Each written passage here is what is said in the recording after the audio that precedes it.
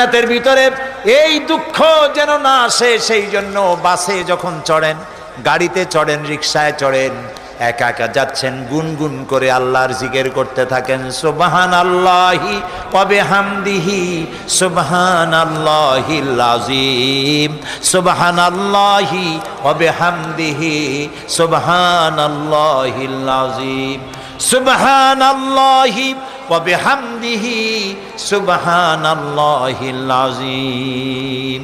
জিকির করেন সবাই কিছুক্ষণ। সুবহানাল্লাহ, আলহামদুলিল্লাহ, লা ইলাহা ইল্লাল্লাহ, সুবহানাল্লাহ, আলহামদুলিল্লাহ, লা ইলাহা